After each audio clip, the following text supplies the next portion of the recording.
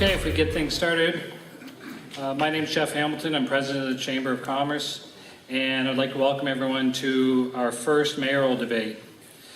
We have set up the first half of the evening in a debate-style format. The Chamber reviewed the questions asked at the previous meetings, consulted with our candidate meeting partners and the media to select 8 questions for the candidates to debate. Each candidate will have 2 minutes to respond. After all 3 candidates have responded, they will have 1 more minute for rebuttal. The order of speaking was predetermined and rotates with each candidate having an equal opportunity to respond first, second, and third. The candidates selected the seating order in a random draw. During the second half of the evening, we'll be opening up the floor for questions from the audience. This will be a Q&A format. You will have 30 seconds to ask your question. I want you to be specific and concise. There'll be anticipating quite a lot of questions. We can't run past 30 seconds, so think ahead of what you want to ask before you come up to the microphone. Each candidate will have 1 minute to respond. There will be no rebuttals during this portion of the evening. This is an important evening. We're here to listen to our candidates share their vision for Trent Hills for the next 4 years. Please respond appropriately. That means through applause if you're so moved. If it does not mean any jeering, booing, or outbursts. Please treat this evening with the respect that it deserves. One of the candidates will be your representative on Trent Hills Council and Northumberland County Council. We've asked everyone to please turn off their phones, or at barest minimum, please put them on silent or vibrate. The evening will end at 9:30 with a brief 5-minute break between midway. In lieu of opening remarks, we provided the candidates with 2 questions in advance so they may prepare a response.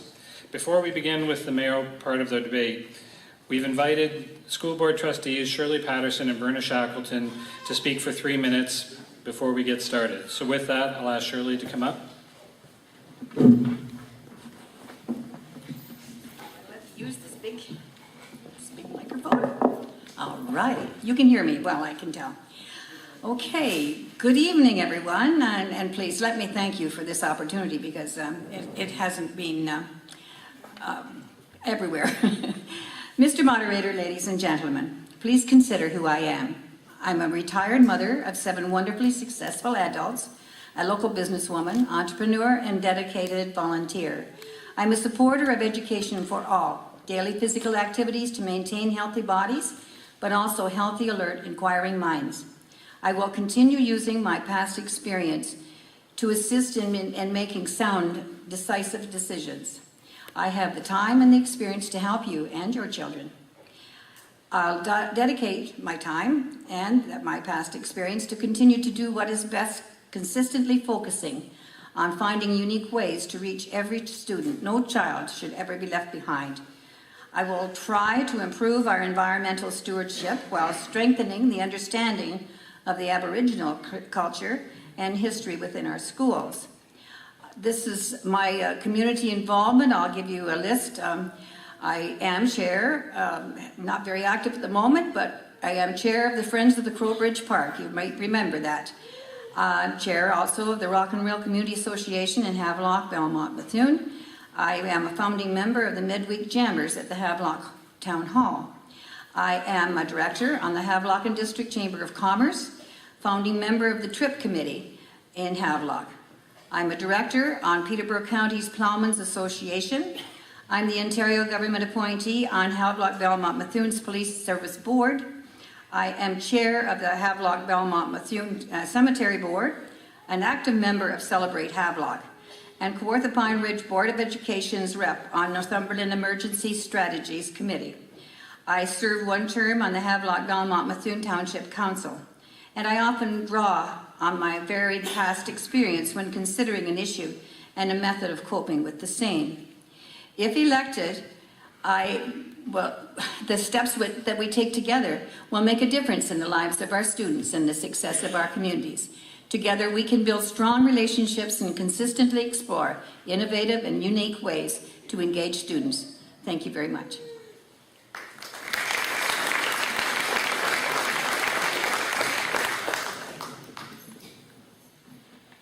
Again, thank you all for coming and giving us this opportunity. Sometimes people say, why should we worry about voting for school trustee? And when you're listening to the debate tonight about municipalities and so on, the school board budget is $386 million. dollars as compared to what happens municipally. So your vote is important. For those who don't know me, I raised my family on the farm in Seymour Township, so they all attended school here in Campbellford and graduated and moved on from here. I have since then, I've lived in Campbellford, as well as like many other people from the farms, I retired up to the Sama community on Highway 7. My professional background is in children's mental health. I have operated and ran a treatment home for children. I have done family counseling. I was a crisis counselor. I was a grief counselor with the board, and then a school board counselor. I got interested in education when my own children, of course, were entering elementary school, and started, like many others, as a volunteer. From there, I went in 1980 to become a school board representative from this area, your trustee on the old Northumberland Newcastle and then Northumberland Clarington board. I also left there at 89 to become actually an employee of the board. Did that for 15 years before retiring. Was very concerned the last 4 or 5 years at the change with the development of smaller schools because of declining enrollment. When I was first a trustee, it was a different time. We built this addition on this school at the time. You can see my name out on the plaque at the front, as well as the addition on at the school at Hastings Public School. Now the problem is the opposite. Now we need to keep these schools open. Campbellford and Norwood are two of the 5 small high schools in the board. It is really important for the community and the students that we keep these schools open and effective, both. The last few years, I've been chairing the committee in Norwood. It's called the Norwood Community Friends of Norwood District High School, because we want to work with the board, with the school, in a positive manner to provide alternative ways of keeping small schools open so that we don't lose them. We don't want to repeat what happened in Peterborough where it becomes a fight. I would ask for your support in the election. I would really like to return, and I still am full of the passion and vigor that I had all those other years as a trustee. And although you will see me on a scooter, I've never missed a meeting. Thank you.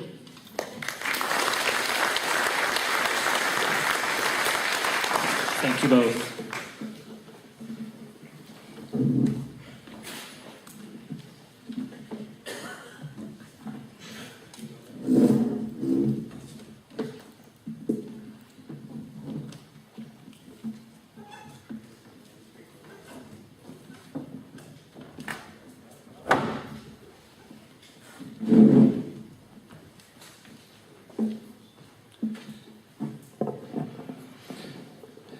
All right, we'll now get started with our debate format of the evening. The first question was provided to the candidates in advance, so I'll start with that and we'll go with the order you see in front of you. Where do you draw the line between welcoming growth and preserving farmland and a lifestyle that drew people here in the first place? We'll start with Mr. McMillan. Thank you. Growth must be balanced and controlled. In fact, the province has set the limits of our growth whether we want more or not, based on provincially legislated formula. Our urban and our employment land boundaries have been set and would be near impossible to enlarge under the legislation. In fact, we had to reduce what we had allocated to fit into the new Northumberland County official plan. The largest percentage of our growth must be in serviced areas, and the intensification targets have been set by the province. 11 years ago, when I was first elected as your mayor, we could not accommodate any new growth in any of our urban centers due to limited capacities in our water and wastewater systems that have been ignored for many years. We now have capacity, and we're seeing that growth in Trent Hills that we've never seen before. The right to farm and protection of our agricultural sectors is not only morally right thing to do, it is legislated and becoming even more restricted. We currently have a very active rural issues committee comprised of local farmers as the voice of Trent Hills agriculture for their input when we consider all rural development proposals. Our new official plan seriously limits rural severance opportunities, and I absolutely stand behind all of our agricultural sectors. The need for farmlands is becoming increasingly more critical to not only sustain our local agricultural sectors financially, but to provide locally grown food. If we do not, this country eventually could go hungry, and now we also grow crops for fuel. With our current promotional activities, people are already moving here in droves, and the problem will soon be where to put them. One good solution is to create more urban area intensifications for seniors who want to downsize from single-family dwellings to apartments and condos, and we now have the water and wastewater capacities to support it. This will free up existing housing opportunities, and those are the recommendations from the province. Thank you very much. Thank you. Mr. Boyd? Yes, thank you. Growth and progress are not necessarily the same thing, nor do they go hand in hand. Growth is just about getting bigger. Progress is about advancement, improvement, and controlled development. Growth simply for the sake of growth is extremely poor planning and can have permanent repercussions. Although Trent Hills has a large geographic footprint, we still retain the character of small-town Ontario community. The wholesome lifestyle that the agricultural community contributes to must be preserved and always taken into consideration. The burden of responsibility for decisions made today regarding growth and progress is enormous. The consequences will be felt not only for now, but for many decades and generations to come into the future. All progress must be gauged against its impact on the municipality as a whole and on the aspirations of the people of Trent Hills. In terms of broadening our tax base, it's not going to happen overnight simply by wishing or taking a reactive approach. Trent Hills needs to attract industry to expand the job market and tax base. We need to identify the type of industry we want and then take a proactive approach to court them, not unlike knocking on doors in this campaign. Ideally, we want industry that is clean and green, light manufacturing, IT industries, tourism expansion, and services. Let's assist young companies to start up or expand by helping them navigate the myriad of provincial and federal programs designed to assist them with startup, expansion, job creation, other needs and challenges. Over the years, I have personal experience with some of these programs, and I assure you, they work.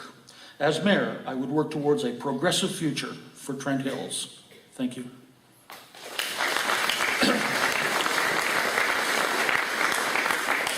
Mr. Peeling? Thank you. Throughout this campaign, I have stated this election is all about the future of Trent Hills and where we are headed. Right now, this municipality faces a financial crossroads. Look around, Hastings and Campbellford in particular. Derelict buildings, vacant stores and lots. These are signs of decline. Who wants to move into a declining community? This makes economic growth of any kind imperative for our immediate future. There is no danger to our farmland. We have more than enough room for growth within our existing industrial lands. I heard an ad on the radio the other day by the city of Belleville. It was all about the 401 corridor and the incentives that they are implementing to increase workforce employment. These facts, and the fact we can't compete with that, will allow us to stay the course for our economic growth through small service-type industries. Now the residential growth. Yes, it does require proper planning to maintain the character of our Trent Hills lifestyle. This does lead to the question of leadership. We need sound strategy plans for our desired growth and development.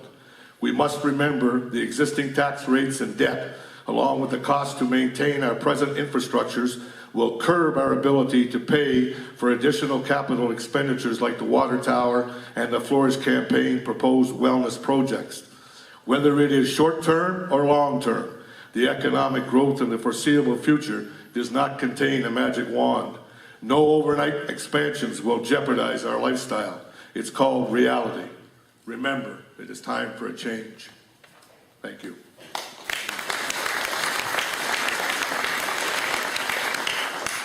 Thank you. We'll ask for rebuttals, starting with Mr. McMillan. Thank you very much. Industry courted, and we shall choose who we will allow into the municipality. I don't think that's even legal, do you? Our analysis has shown that because we don't have the workforce to support light industry in Trent Hills, and we don't, that Our growth that we will see in business and industry will be from existing successful businesses that are already here. And we have now achieved that with a local business who is currently under construction in the Campbellford Business Park expansion area. The analysis that was done several years ago was very comprehensive, and it's there for anyone to see. And we know that that's where it's going to come from, and we are now seeing that. Let's face it, Toyota's not going to come to Trent Hills. We haven't even got enough people to run their office, let alone to run a plant. So it's a nice idea. Thank you. Exist. Mr. Boyd?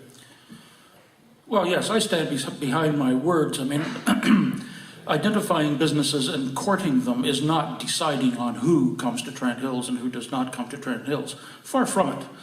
We need to look at what kind of businesses are going to complement Trent Hills, complement our community, complement our workforce. And we do have a workforce here. I have never had trouble hiring in my business.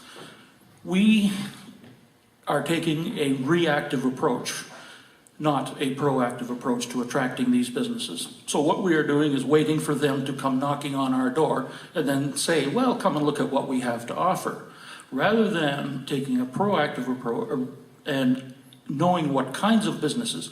So many businesses that operate 10 to 20,000 square feet, employ maybe 10 to 18 employees, light manufacturing, don't rely on a high-level transportation corridor. We can identify them and we can court them, and that's who we want. Thank you. Mr. Peeling? Promoting the municipality of Trent Hills should be a very simple task. We are who we are. We're a retirement community. We should get back to tourism front and center. This is what we're good at. This is where we should maintain our lifestyle. To me, tourism is the bottom line that we can work on and expand on. We need to take a look how we do it, and we need to, let me ask you a quick question. All right, we spent $800 and some odd thousand on consultants for the bridge. What happens if we had to spend $800,000, okay, for people who know what they're doing for urban development? Thank you.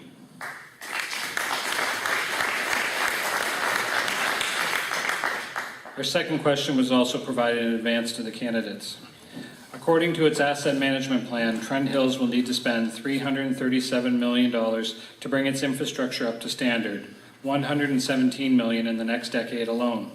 Even with federal and provincial assistance, these capital projects in total will likely have a huge impact on spending elsewhere locally. What sacrifices and hard decisions will need to be made by council in order for this work to proceed? And we'll start with Mr. Boyd. Yes, thank you. Well, certainly, these are some big, scary numbers.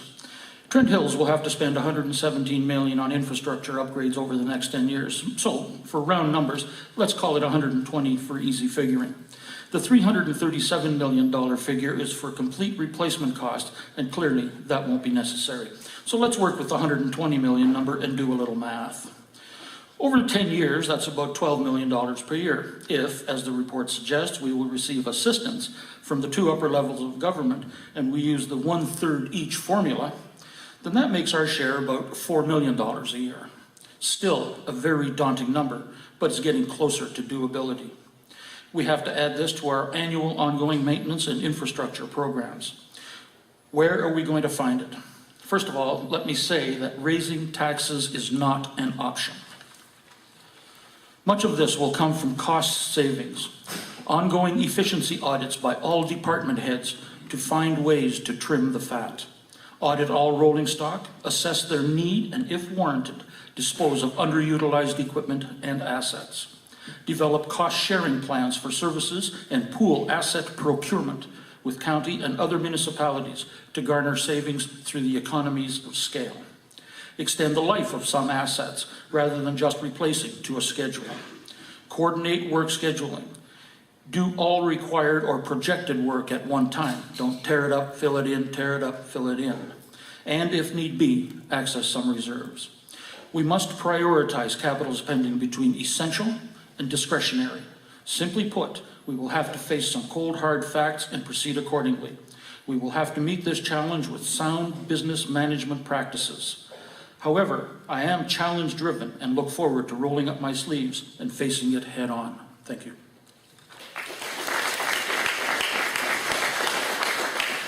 Mr. Peeling. The harsh reality of the Trent Hills Asset Management Plan does dictate priority spending will be foremost on next council's agenda. Note this fact is outlined under my banner as time for a change. If you believe, as I do, that you don't spend the money that you don't have, then capital expenditures like a new arena must be revisited. Right now, we just don't need a new arena in Campbellford. This fact is based on hockey enrollment and the wellness campaign costing. Maybe the existing building gets refurbished. This is just one of the many sacrifices that we may have to make due to the asset management plan expenses to just maintain the infrastructure that we have. School is out on the pool decision. New facility, okay, versus a roof on the existing pool. Again, it must be revisited. Maybe it gets shelved and maybe it gets built in stages. What we can afford governs these decisions. Personally, I would like to expand on the one identity we have, the hospital. Maybe a rehab center. Entice more doctors into the area. Satisfy the needs of the seniors' concerns. Where is my health care? The list goes on and on. Do we really need a fire hall? Table this project till we revisit the revitalization of the downtown core. I wonder out loud, as I just mentioned, okay, if we had spent, okay, all the money on an urban planning company. We must invest in helping the business community. What about issuing municipal bonds that the citizenry could buy into, like the Aeron Theatre? Every avenue must be explored. This is the change in culture I would bring forward to the way council does its business. We must leave the caretaker focus behind and deal with new plans to improve our downtowns. Forget consultants. Get into a car and go see what can be achieved in other municipalities like Orangeville. Tough decisions, yes, time for a change. And let's go to work on it. Thank you.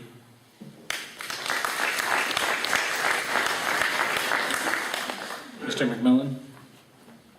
Thank you. Yes, it is a daunting number, but the fact is that it's always been there and it always will be. You really need to understand how asset management works. The question may make you think that we need to scramble and find $117 million. This is not the case. This spreadsheet is just a list of assets that we own and what they are worth on various scales of depreciating values over their life expectancies. This is part of managing a business and part of running the municipality as such. Using public sector accounting board principles, and now that we have a developing line-by-line detailed plan, we can allocate resources to all our assets when and where they need to go on a priority basis, even though we've already established plans over the past 11 years for many of our assets that are also included in this number. And the great number is, the number would have been $40 million higher if it wasn't for the work we've done over the last 11 years. And we already have sufficient revenue coming in to address much of this $117 million number. It is also very important to understand these numbers include obsolete recreational facilities, vehicles, water and wastewater systems, etc., that are already sustainable under our current plans. And I already have a great track record of collaborating with our upper levels of government to garner grants for Trent Hills and an excellent relationship with Minister Duguid, MPP Rinaldi, and MP Norlock. We have submitted applications under the new Permanent Ontario Community Infrastructure Fund, and I suspect that they will be successful. You may recall Minister Duguid visiting Campbellford last year to announce the permanency of the $80 million Eastern Ontario Development Fund, because I led the charge to advocate for it on behalf of all of Eastern Ontario. My Trent Hills Service Delivery Review that Council has supported will reach out to everyone in Trent Hills to hear what you want in future service deliveries, and most importantly, what you are willing to pay for them. You will make the choices of any changes to service delivery when it's completed. We will know exactly what taxpayers want. Thank you, Mr. McMillan.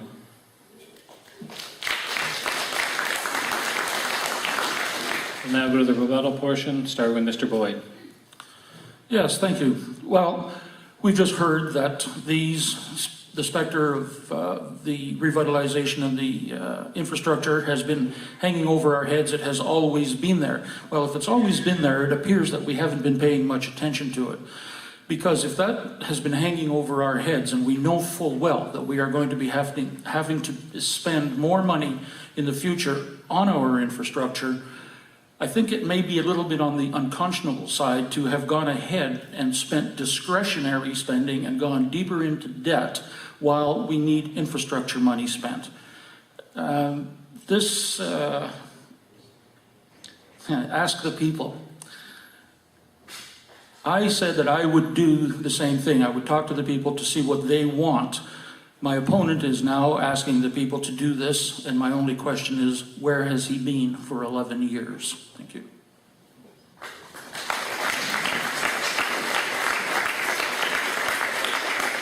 Mr. Peeling? The budget and the aspect that you have to do to take a look at where you're going to spend the money, all right, there is a fine line between your infrastructure and what you would like to do for capital expenditures. I think that you need to target a goal of expenditures and funding and then base your decisions on a year-to-year basis, okay, as to what we can afford. And that's the bottom line. What can we afford? Thank you. Mr. McMillan? Well, clearly there's a misunderstanding up here of how asset management works. And this is strictly from a personal point of view, but unless you've had corporate experience, you wouldn't know that. The number isn't going to go away because that's the value of our assets. And as one is replaced, then it goes back to the top of the list again. So the number is not going to change. It's a priority of when it needs to be maintained and when it needs to be repaired. And I can tell you where I've been, and you all know where I've been. For the last 11 years, there's been more backhoes tearing up Trent Hills than there has been in the decades preceding. $40 million combined with our investments and the provincial government and the federal government and the county government have been invested. Every water main's been replaced on the north side of in Hastings. All the water plants have been upgraded. All the sewer plants have been upgraded. Where have I been? Standing right over top of them, making sure it's happening. That's what I do. That's my job. When it needs to be done, I get it done. Thank you.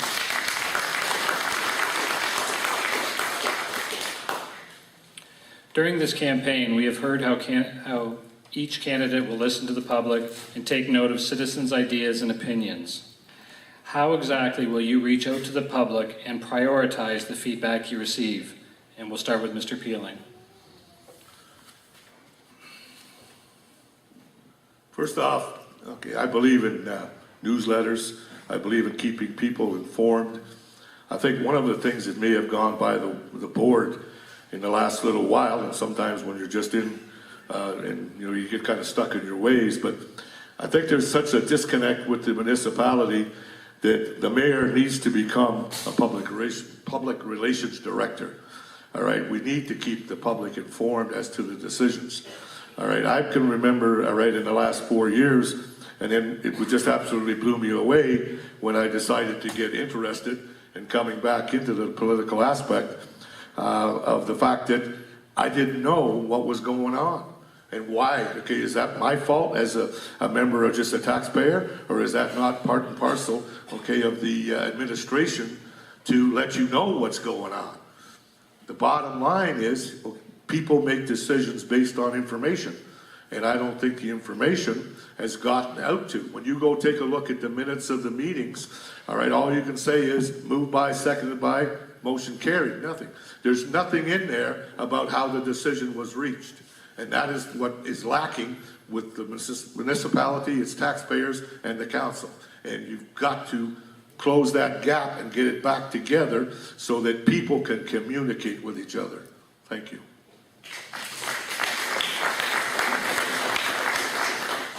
Mr. McMillan? Well, as I mentioned, I've already proposed to council and approved we're going to develop a comprehensive Trent Hills Municipal Service Delivery Review. And the idea is that we will show you what it is we do and why we do it the way we're doing it. Then we're going to ask you, how would you like that done differently? Is there something you see we're doing that you'd like streamlined or eliminated? Is there something that you'd like enhanced or added? And most importantly, we're going to ask you, what is it you're willing to pay? We've been busy for 11 years replacing infrastructure because the grants were there and we multiplied our investment by 2/3 to make those construction projects happen. I believe it's time now that we step back and take a look what we've done, where we are, and where we're going. We want your input. And ways that we'll do that will be through, because we have your addresses for your tax bulletins, of course, through the newspaper, the radio, all different ways of media, social media, the Trent Hills Communicator, where you can see anything that council's doing weekly in the Trent Hills Communicator, and through a public circulation process. We can't do enough communication. And if you ever want to see what's going on at council, I mean, I don't know how we explain to you what we did through the meeting other than what's on the website. I guess the best idea is that you should come to a council meeting now and then if you really are that interested in it. We'd love to have you. Very few people show up unless there's something on there for a planning night, like a severance or so on. We'd love to have the public come out and see what we do and the challenges we face. So if you're really interested in seeing what's going on inside your municipality, the door is open. All council meetings are publicly open to the public. That's the law. You know, unless we have to go into a short closed session to talk about a personal thing or something, but all council meetings are open, and my opponent should try coming to one. Both of them, actually.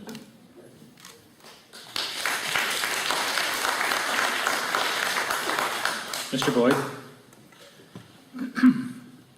Yes, thank you. Since the beginning of this campaign, I have advocated listening to the people. I believe that the best ideas, the best thoughts come from the public. I would form citizens advisory groups. I would invite citizens in various areas of expertise to come and meet with council or with a councillor on a committee to discuss various aspects of what is happening within the municipality and the decisions that the council makes. I would also talk to the business community and establish good relations with the Chamber of Commerce, with the BIA, and get their input. And in terms of what council does for the downtown core, for the business community, who knows better than the people who operate the businesses themselves? So certainly I would seek input there. As to communicating with the constituents and the taxpayers of this municipality, certainly there's the Trent Hills Communicator in the newspaper, but there are other ways. Perhaps as mayor, I would do quarterly town hall meetings with the mayor to begin with, where we would meet in a town hall and invite everyone to attend, and again, be much like this evening right now. Come, ask questions, find out what we do and how we do it. I would also communicate with the ratepayers and the people of Trent Hills through their councillors. We have councillors that represent the different wards here, and it is incumbent upon them to communicate with their constituents directly. So if you combine communications with the mayor and with the councillors, you're going to get some very positive feedback and help guide you in the direction. Thank you.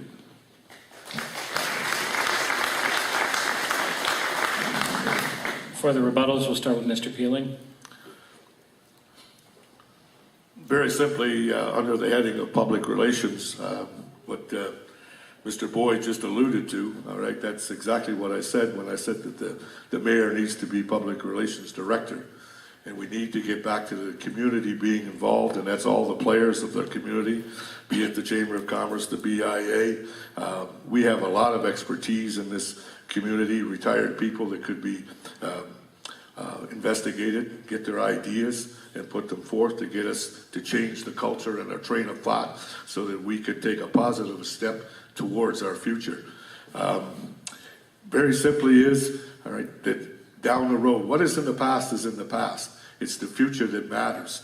And we have the assets that we have, the municipality, we have an excellent place to live, and we have the resources, and the number one resources is you, the taxpayers.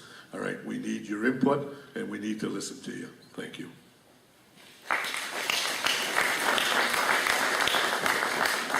Mr. McMillan? Thank you very much. Well, like I said, I guess you need to come to a council meeting every now and then to find out how the municipality actually works. Our citizen advisory groups are already established, and I recognize several of you here this evening, and thank you for taking part in the municipal business. Staff and counselors also sit on those committees, so the communications are direct. Our relationships with the BIA, well, the BIA actually falls underneath the guise of the municipality, and we have a counselor who sits on the BIA. The Chamber of Commerce, well, I don't think we can get any closer to the Chamber of Commerce. They do all our tourism. They're a paid contractor for us, and I think they do a pretty darn good job of doing the advertising that they do. Not just what you see in Trent Hills, but what you don't see that they're doing outside of Trent Hills. In communicating with the public, and particularly, we also have counselors on all of the boards and all of the public committees, as well as all of the council committees. So these suggestions of all these things that should be formed are already in place. Thank you.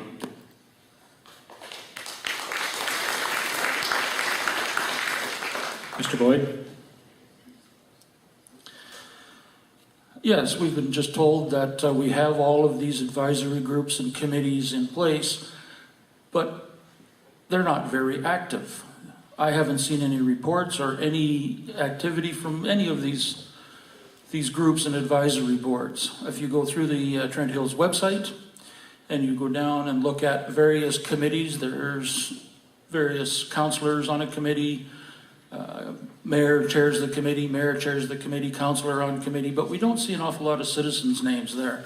And I would suggest that any advisory committee of any types, there should be one councillor or one mayor on the committee. And there should be quite a list of citizens' names that are on the list, but we don't see that. The business community, the BIA, the downtown here in Campbellford in particular, has been alienated from council over the last number of years due to various issues. I would look to heal those wounds and bring them back into the fold. Thank you, Mr. Boyd.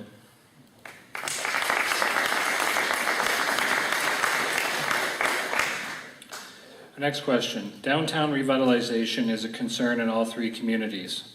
We are talking about empty storefronts, streetscape improvements, beautification projects, and support for the business improvement plans.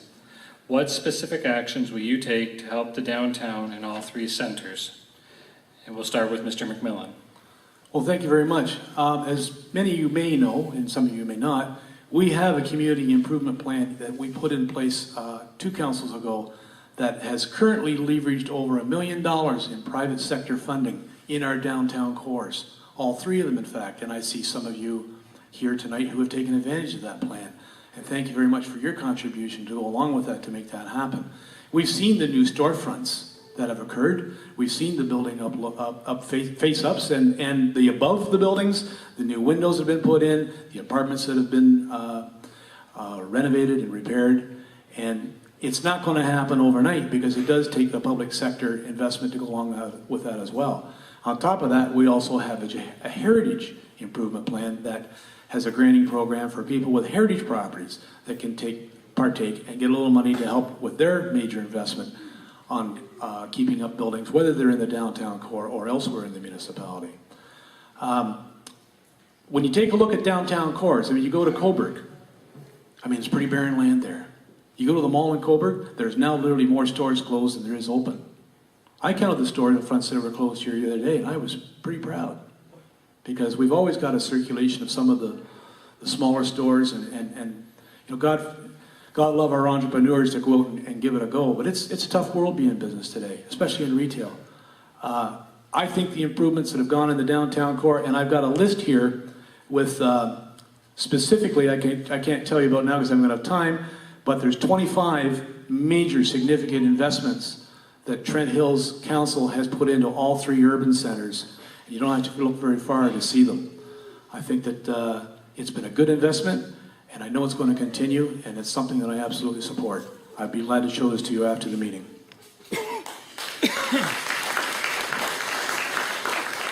Mr. Peeling? Sorry, did you see me? Yep. Oh, I'm sorry. Okay. Sometimes I'm a little hard of hearing.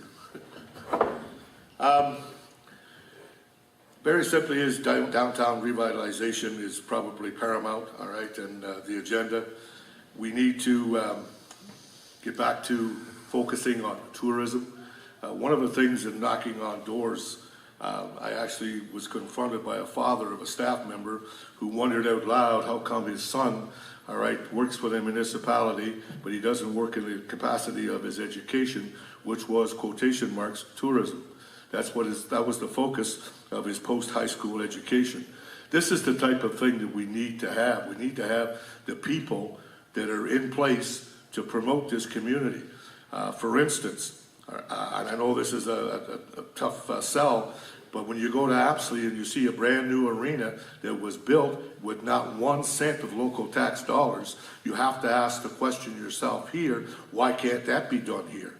All right, well, the same thing applies about getting the grants and the structures and all the players together, the BIA, the Chamber of Commerce, to promote the municipality and what everybody's good and what they're good at, and get rid of some of these empty stores. The bottom line is to get the people, the expertise, and I've talked to people, all right, that knocking on doors, all right, and one guy, all right, that he just came from another center, retired here 5 years ago, and cannot believe that we're not using the citizenry that I have here, all right, guys who were head honchos in various different companies that have the expertise. How did they get to the top? They must have some expertise, so we need to tap that resource, what is what we have here in the community. All right, the people that are here, the people that live here. And if they care enough, we should get them out and get them involved. Thank you.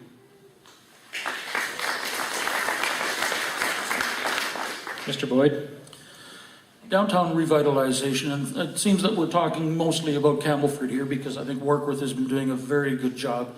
Warkworth has a vision for what it wants to be and is working towards achieving that vision. One of the shortcomings with downtown revitalization here in Campbellford in particular is a complete absence of a vision. There is no vision of what we want our downtown core to look like, to be like. Without that kind of vision, you can't set a goal. If you don't have a goal, you don't know where you're going, and you're just going to be flailing around in midair. And although the Downtown Revitalization Program is an excellent program, and I fully support it, of course, it also requires the store owners or the landlords to pony up some money as well. So it's not all freebies. We see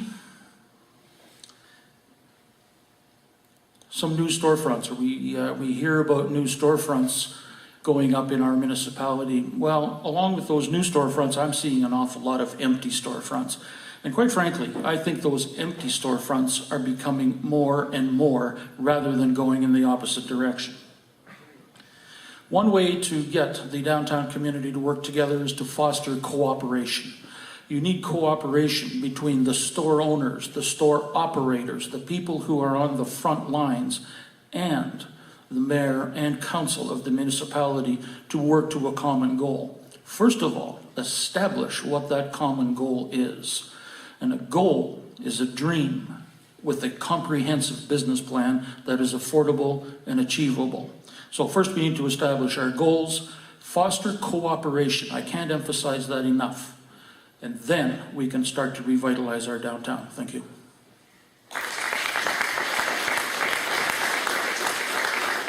For rebuttals, we'll start with Mr. McMillan. Thank you so much. Well, the BIA's been immunized. Well, the thing is that the BIA is a standalone board. They collect $30,000 a year from their own membership, and all the municipality does is collect that through the tax system and turn it over to them. It's the BIA's job, and it's specifically in their manual, to come up with a vision, to come up with working with the local businesses and helping each other out. And it's quite an extensive list of what the BIA should be doing. And I've attempted to inform the BIA that they should be doing more of what is actually in their mandate. And we've actually made a couple of meetings, we had some headway, and then an election got in the way. And I fully expect that I'll be able to help them out further, because the BIA needs to tell us what kind of a theme they want, just like the Warkworth Business Association did in Warkworth. Until the BIA tells us what they want us to do, where do we fit in the lineup? Thank you.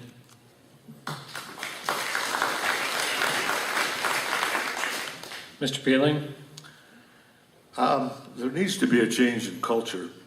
And I would like to bring forth an idea that we must leave the caretaker focus behind, and we must deal with the new plans to improve our downtowns. Forget consultants.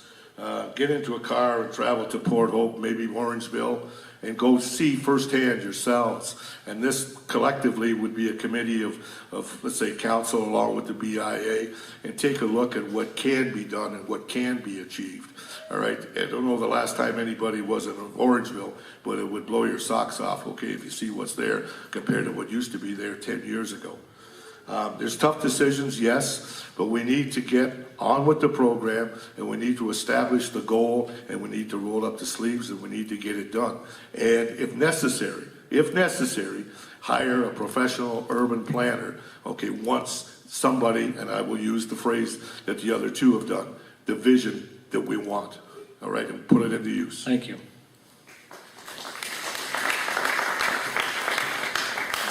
Mr. Boyd? Yes, thank you. Well, I think what we've heard a little bit of tonight is some buck passing. It seems that the condition of the downtown core is the responsibility of the BIA or the responsibility of somebody else. But I suppose my question is, there should be, or where is, the progressive leadership coming from the top? It is incumbent on the mayor and on the council to lead with progressive attitudes and a progressive outlook, and to combine and foster the cooperation between the business community in particular that we're discussing and the community in general. So the leadership has to come from the top, not pass the buck to someone else. The buck stops on the leader's desk. Thank you.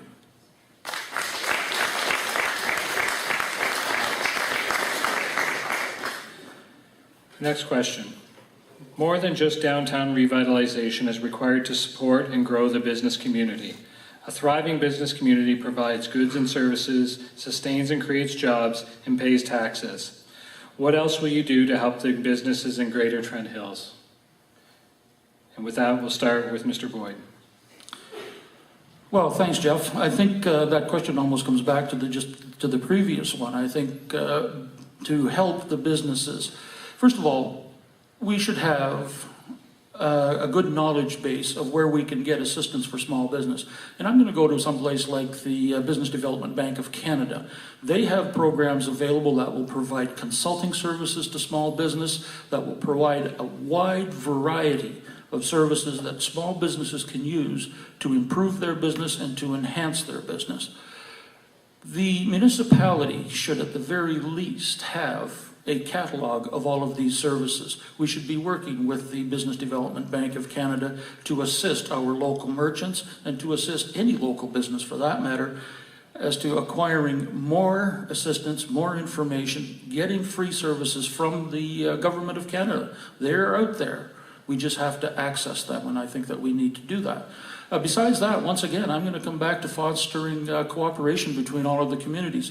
If you can get a group of people in a room working together towards a common goal, you will accomplish that goal. But it takes leadership to have everyone in that room work together in a cooperative manner. And I have grown accustomed over the years by sitting on boards of directors to lead by cooperation, because a board of directors is nothing different from a council and a mayor. And when they set a goal, we work together, we achieve our goals, and it would be incumbent on the mayor and the council to behave like a board of directors and get things done. Thank you.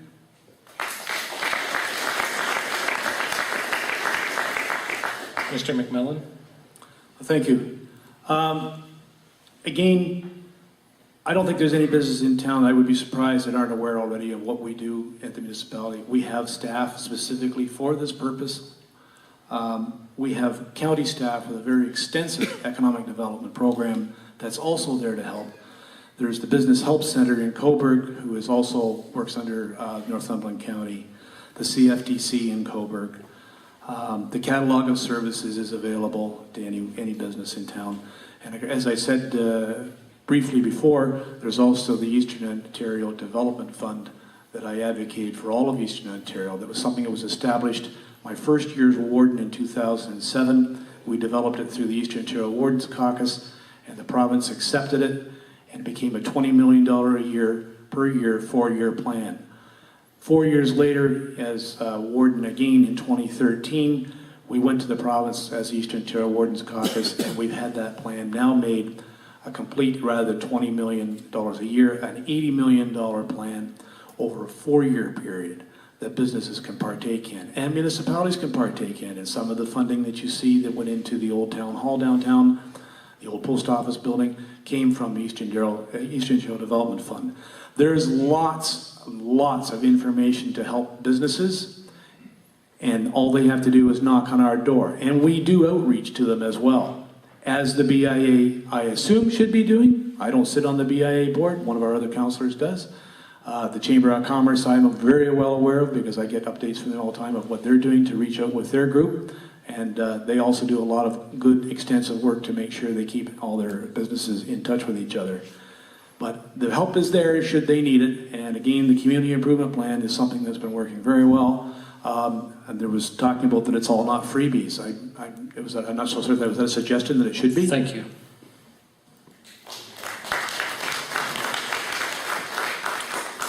Mr. Peeling? I think, as Mr. Boyd just mentioned, I think it's very similar to the previous question, but I'm going to try to do a little bit better job of explaining my viewpoint on this time. As a first step, maybe council should tap into the wealth of knowledge here in town. There are many experienced retired business people and executives here who have lived and worked and traveled outside of Campbellford. Form a citizens committee with real power to make recommendations. Council should probably take those field trips that I mentioned to places like Orangeville to see vibrant downtowns, and then design a plan to emulate their success. I hate to say this, but maybe we need to hire a professional, all right? A planning company with experience in downtown urban design, and putting up real money for improvements would be a logical step. Could the town not guarantee loans for the merchants, or issue a municipal bond that the citizenry could buy units like we did for the Aeron Theater? Replacing aging sewer pipes and stuff like that. Yeah, we got to keep on going, but there's no vision required for that. All right, we need to get back to what we need to be focused on. All right, and that is developing what we have to offer. Thank you. For the rebuttal, we'll start with Mr. Boyd. Okay, well, I think that we're kind of going around in circles here because we're sort of addressing the same problem, the same issue with different words.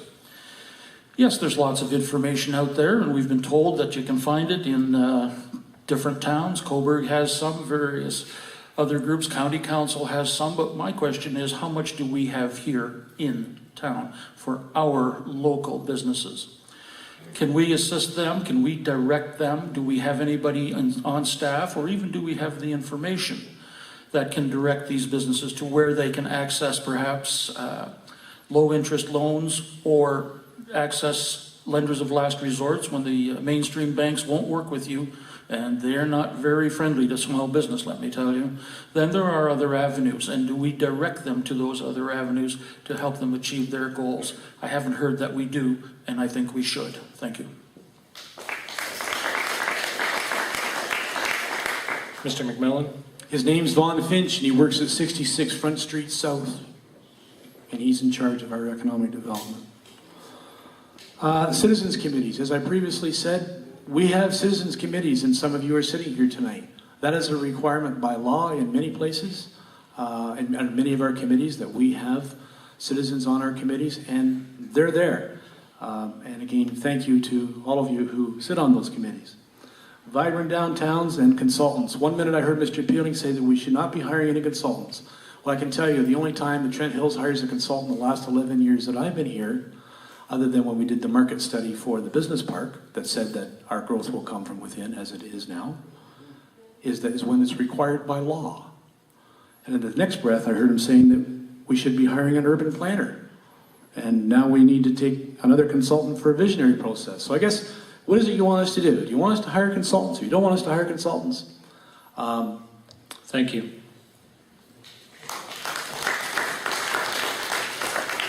Mr. Peeling?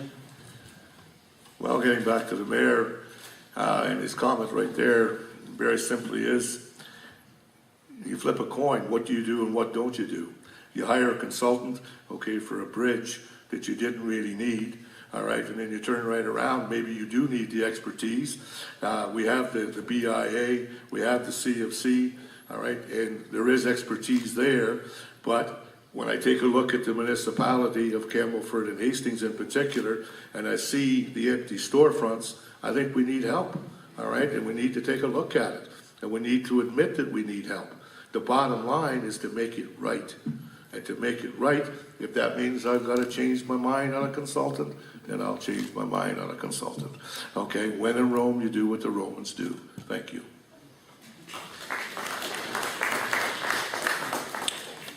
This next question is the top of mind for everyone here tonight.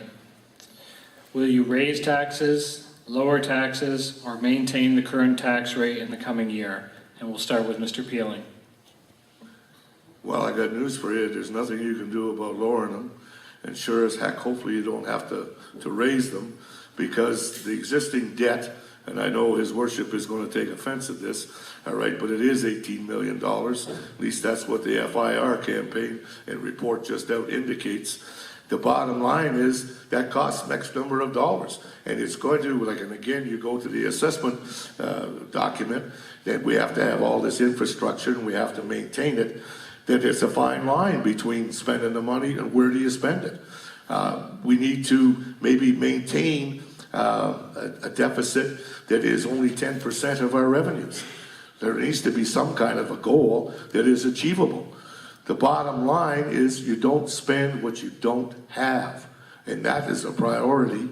We go back to amalgamation. When the three municipalities came together, Warkworth basically came with an empty bank account.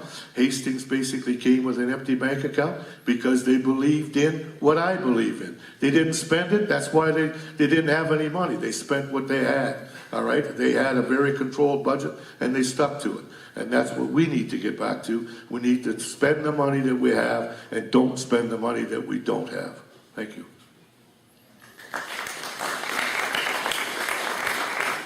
Mr. Boyd?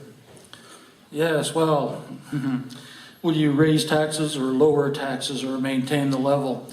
Well, I've heard an awful lot about taxes going door to door and the people are very concerned. The reality of the situation is this is a pen, not a magic wand. And in terms of reducing taxes, in the short run, it's going to be virtually impossible to do. However, we do not have to raise taxes. So I think in the interim, in the short term, and by short term I would mean the first couple of years, we're going to be faced with taxes as they are. And the ideal scenario, I think, in these circumstances is to freeze them where they are and not increase them. We can save money. We can save a lot of money simply by being more efficient, and that's where we need to look. We are currently carrying a very heavy debt load. And, Mr. Peeling said that it's around $18 million, and sure enough, it is. Well, to service that debt, every year, over $600,000 of our tax dollars, yours and mine, go to pay interest on that debt only. So the only one that really benefits are the bankers, not us. And we just keep paying and paying, and I don't think that's right.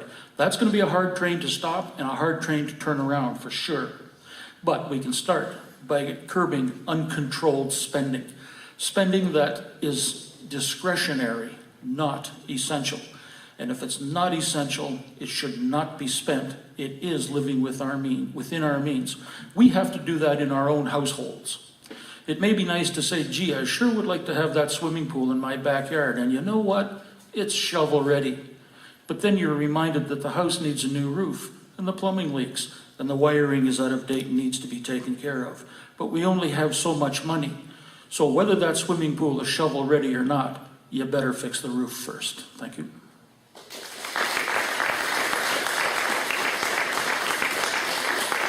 Mr. McMillan? Well, I guess taxes are every election issue. It doesn't matter what level of government we're talking about, right? Anyone here says they're going to freeze their taxes, I want them to give me the 7 winning numbers for Friday night, too. Because there are things that council does not control. And in 2013, our current budget for 2014, we saw that. There was 0.75% added onto the taxes for the Recreational Development Fund, and the rest of it was uncontrollable expenses. Insurance, energy, policing, and legislation. Now what are we going to do? Just not pay our bill to the police? Come on, let's be realistic here. I'd love to tell you I'm going to lower your taxes, but you know I'd be lying to you. I'd love to tell you that we're going to freeze them, but I'd be lying to you. But I will tell you that we will control the increases, as we've been doing for 11 years. We will absolutely do our best. And we've lowered the mill rates on many occasions during the last 11 years. But the assessments keep going up. And at the end of the day, we require the money to do what you want us to do. And that's why I proposed the service delivery review, so you can tell us what you don't want us to do anymore. Because that's how simple it is. You want us to stop doing something to save you money, just tell us what it is. And if that will fly under the legislation, then we'll stop doing that. If you don't want your roads plowed twice every snowstorm, you only want them done once, just tell us, and that's what we'll do. But there's also legislation that says that you shall meet the minimum maintenance legislation to do that. And Warkworth and Hastings didn't have any money at amalgamation. That's true. But since then, we've invested $20 million into Hastings alone, with grants, as well as our own money, because the infrastructure was wrecked. The trucks that came from Warkworth had holes in the side that you could throw a cat through. I mean, you can be cheap to the point where you can be dangerous. And Hector McMillan doesn't do that.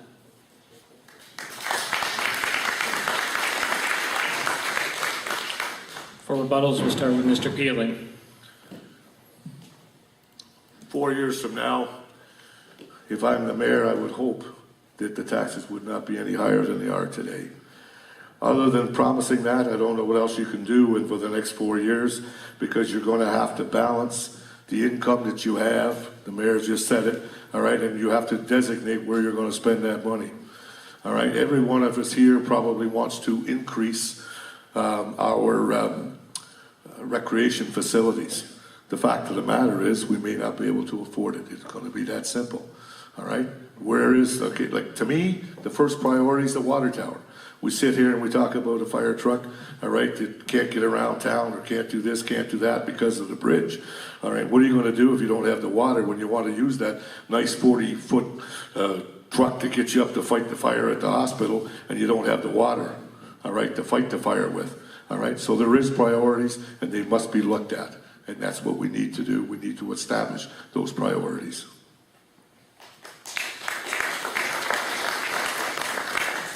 Mr. Boyd? Yes. Well, we were told that we only spend what we have to spend, and that there is no discretionary spending, that's only essential spending. The essential spending I simply understand, of course. I mean, it's obvious we have programs that we have to have in place and continue to support. However, when it comes to discretionary spending and money that we don't have to spend, what comes immediately to mind is the field house in Hastings. We just jumped into a situation that is purely discretionary spending and totally not essential spending. And not only did we jump in with both feet, we had to cut it back because the initial estimates were so far out of whack with what the tenders came in at, that they started reducing and cutting away major portions of the project to try and get the cost down, and still we had to go 2.5 million, 2.4 million in debt to cover that, and that was pushed through rather quickly. Thank you.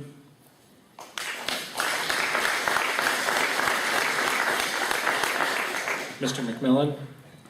Interesting. But as I said, it was discretionary. That there was no discretionaries last year. And I have the report here on the Hastings Fieldhouse. The original estimate was $2,500 because that's the building we were looking at. After 2 consultations with the public, the servicing costs went up $500,000 because they didn't want it in the one corner of the field. They wanted it kitty corner, the opposite end. It went up $350,000 because they wanted outdoor natural turf soccer field. Then the dome was enlarged and extended to the cost of $410,000. More robust support building went up to $322,400. The engineering went up $250,000, and the furnishings inside went up $150,000. This is not a cost overrun. This isn't an estimate that was incorrect. This is because we asked for an estimate on the original building, and the community went out and dreamed and told us what they really wanted, and we got somewhere in between. And I think that's pretty good planning. And that document's also here for you if you care to look at it.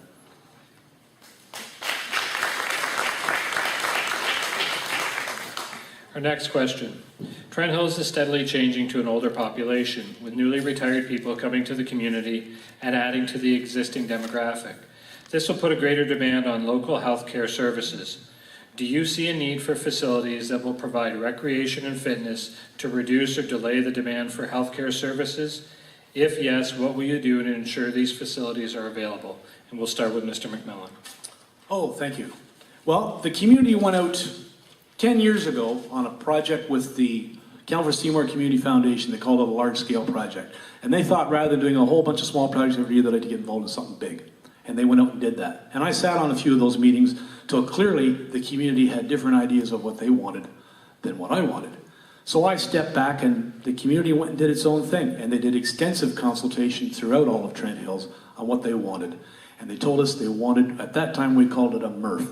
And the hospital was also included on those committees, as was the high school and many other key stakeholders in the community.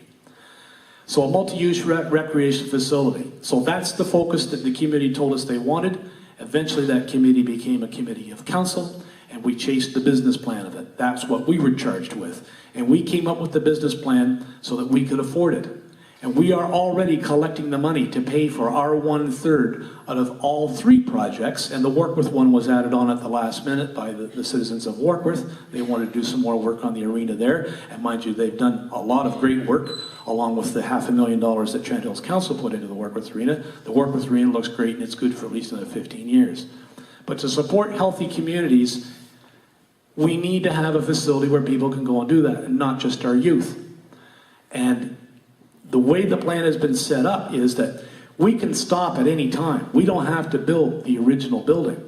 That's why the Flourish campaign was developed, because the community was to raise $1 million for ours. We've come up with the 10 million plan. The community was going to raise $1 million. That's 11. That's 1/3 of the $33 million plan for all 3 facilities.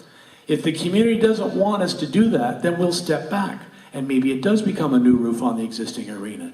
Maybe it does become just an aquatics facility instead of a complete MRF. We can stop and change that at any time we want, and that's the plan.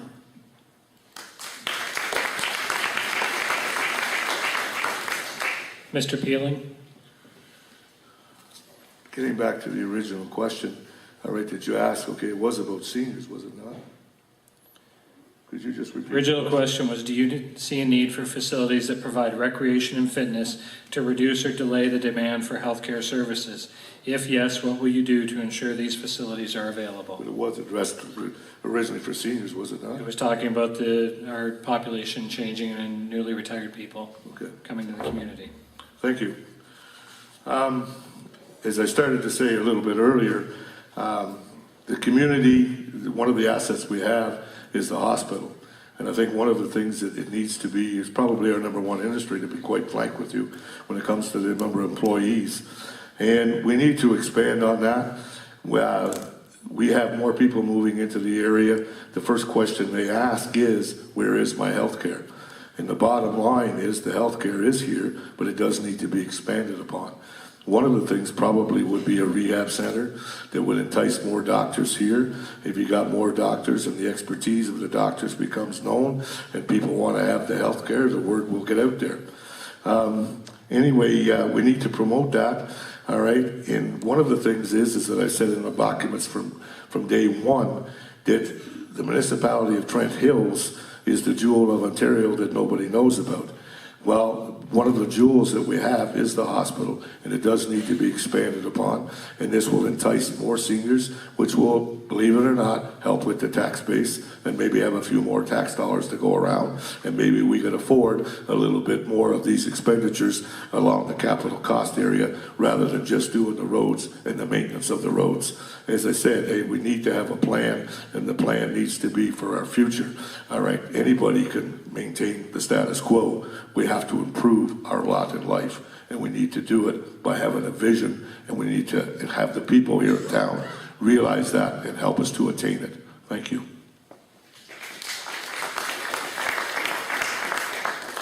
Mr. Boyd? Yes, certainly our municipality has an aging population and we have to address it. We are getting an aging population because much of it is moving out to the beautiful Trent Hills from the major cities because of the lifestyle that we offer. So we have to address the maintenance of the beautiful lifestyle that we enjoy here so much. The hospital, of course, is of paramount importance, absolutely vital to the community, and it becomes more important every day that I get older, I assure you.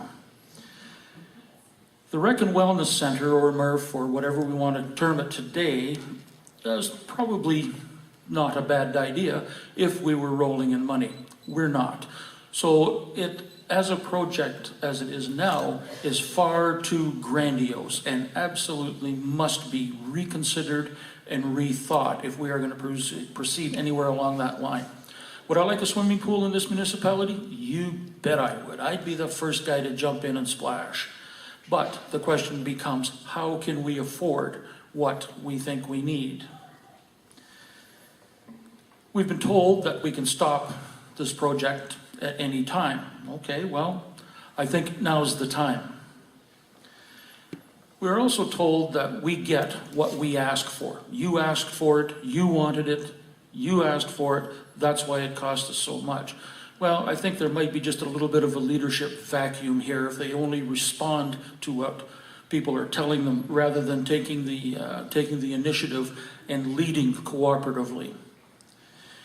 We can encourage health and wellness in this municipality, not by spending vast sums of money, but by doing things like encouraging bicycle tourism and bicycle routes, nature walks, and nature tours. This gets the seniors out and exercising. Thank you. And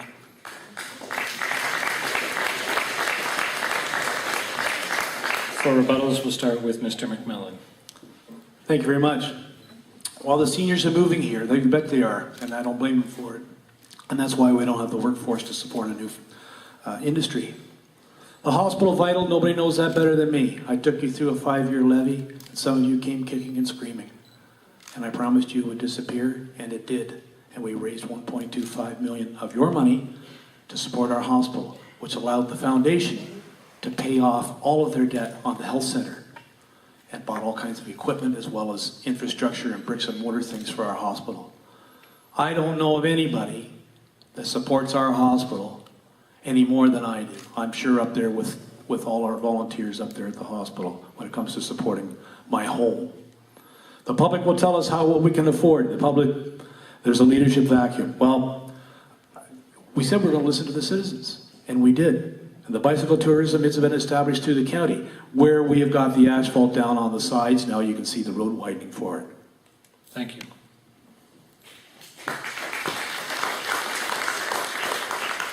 Mr. Peeling? There is, to say the least, an endless amount of sacrifices in the decision-making process that are going to have to be met. Very simply, when it comes to the arena, put a new roof on, $1 million. Fix the lighting over the ice surface, $100,000. Fix the ice plant, $500,000. All right, you just saved yourself $5 to $6 million based on the infrastructure cost underneath the Flourish campaign for a new arena. Those are the things that you're going to have to look at 100%.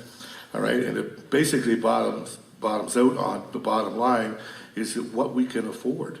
You have to sit there, you have to take a look at it.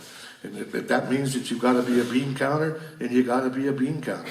There's only so many beans to go around in the decisions. They're not going to be easy, but you're going to have to decide where the beans are going and what pot gets the beans. Thank you. Mr. Boyd? yeah, this is a hard one to rebut. The bike routes, it's part of the county and we are widening roads. Yeah, I think that's a great idea. However, some of the issues that need to be addressed are not being addressed in terms of recreation and wellness for the seniors and I see a lot of us in this room, by the way. It's more than swimming pools. It's more than walking tracks. It's encouraging a lifestyle. We need to attract more doctors, health professionals. And you know what? I'm going to agree with one of my opponents. I think a rehab center would be a great idea. I really do. And I think we should look towards that. And that would assist our seniors to a certain degree and our economy. Thank you.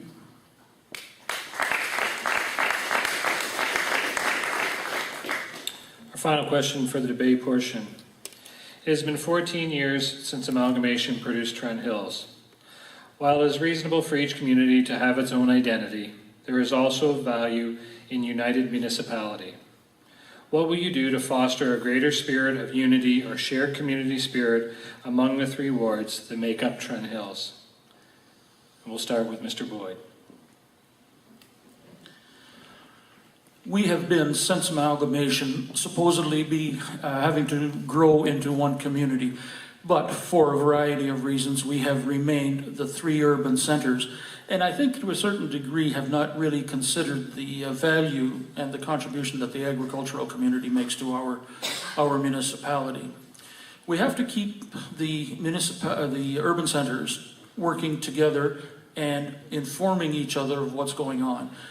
Simple scheduling of events on weekends. There shouldn't have to be crossovers. Or if we are going to schedule an event that will encompass all 3 towns or even 2 towns, it needs to be a coordinated effort so that we can bring people in and visit our community. Hopefully these festivals can stay for 2 days and we can bring people in and put them in some of the fine accommodations and B&Bs and motels that we have in this municipality.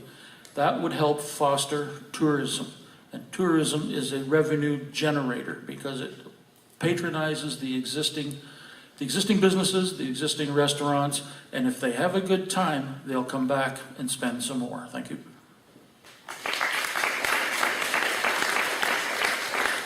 Mr. McMillan.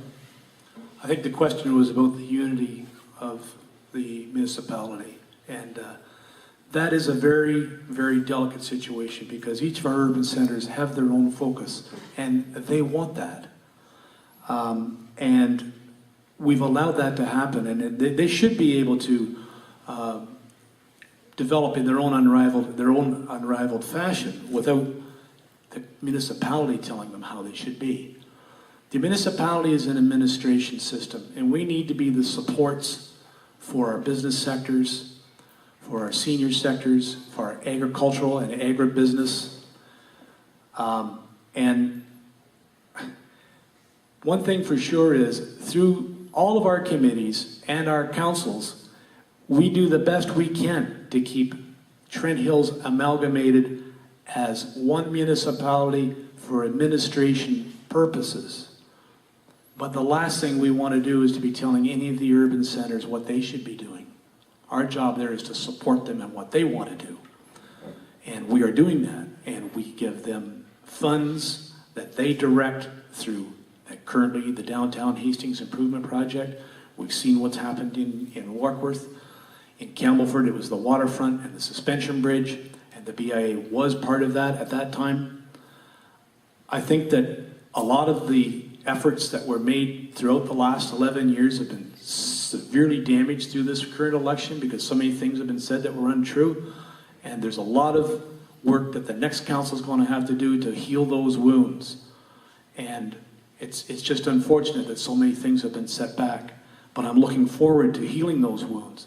And that comes from listening to people and helping them out and encouraging them and giving them a hand up, not necessarily a hand out.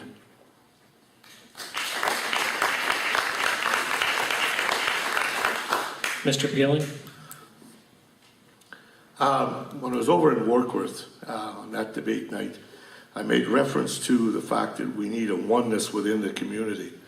It is important that each one of the wards maintain their own identity. And, you know, like Hastings with the fishing and Warkworth with their culture, Campbellford with the downtown business core. The bottom line is, all right, until we get our heads around the fact that it is the municipality. Like, for instance, you have the City of Toronto. The City of Toronto is a whole bunch of boroughs, all right?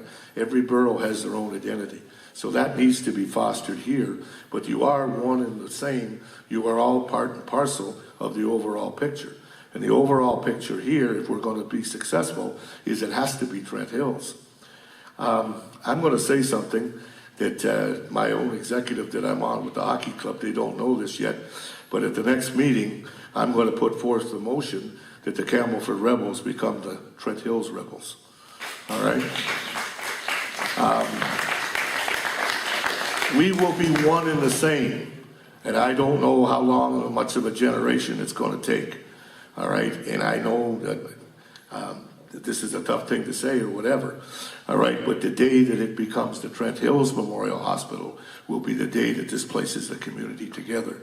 And if we can get to that stage, we will be a force to be reckoned with, and we will no longer be a jewel that nobody knows about. We will be the jewel that everybody knows about. Thank you.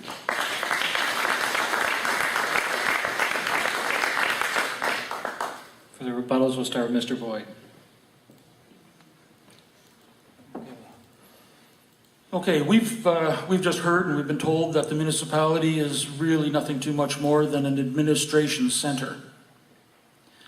I would think that the municipality, the mayor and the council should be an awful lot more than a municipal, or than just an administration center.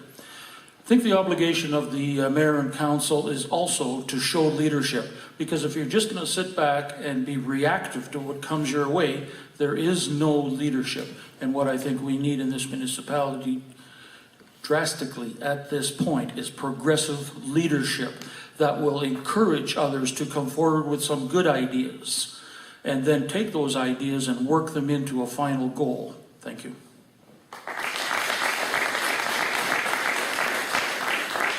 Mr. McMillan? Interesting concept, but I gotta tell you, I don't know a lot of people that like being told what to do. And you can make all the suggestions you want, and if they bite, that's great. We're here to help.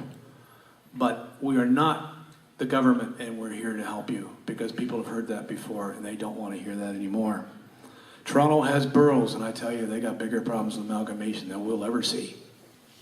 For those of you who are here from Toronto, and I recognize some of you are, or may still live there and have properties here as well, you know darn well what's going on in Toronto. Just turn on the TV. So the last thing I want to do is compare Trent Hills with Toronto. We are here to listen to our people, come up with solutions to help them out with what their hopes and dreams are. We're not here to tell them what their hopes and dreams are. And that's what we do, whether it's community events, whether it's new facilities, whether it's street construction and downtown improvements. Thank you.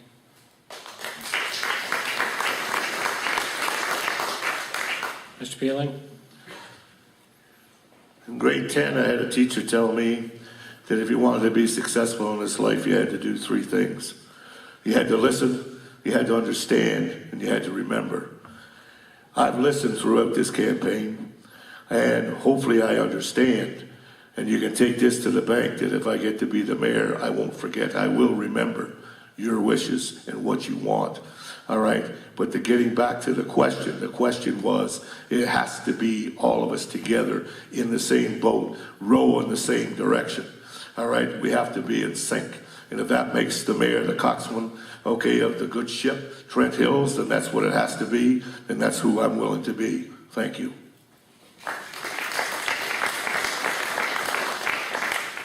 That ends this portion of the debate.